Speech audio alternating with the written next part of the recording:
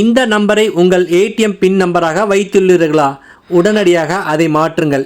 இல்லை என்றால் உங்களுடைய பேங்க் பேலன்ஸ் காலியாகிவிடும் ஆபத்து இருக்கிறது.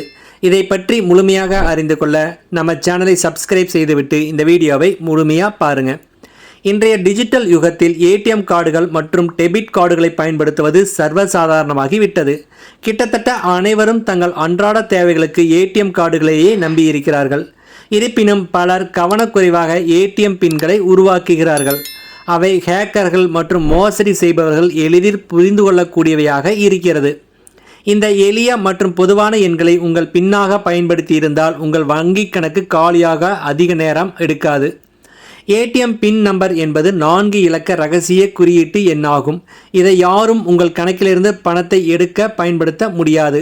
இருப்பினும் பின் நம்பர் மிகவும் எளிமையாக இருந்தால் மோசடி செய்பவர்கள் அதை நொடிகளில் கண்டுபிடித்து விடும் ஆபத்து இருக்கிறது.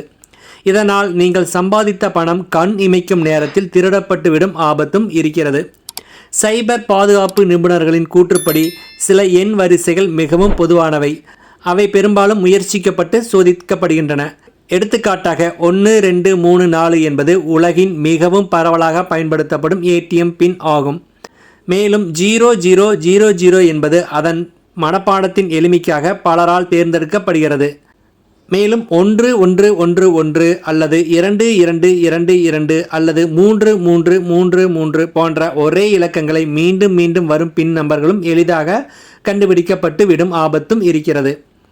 அடுத்து 1212 அல்லது 1122 போன்ற தொடர்ச்சியான வடிவங்களை கொண்ட பின் நம்பர்களும் எளிதில் ஹேக் செய்யப்படும் ஆபத்து இருக்கிறது.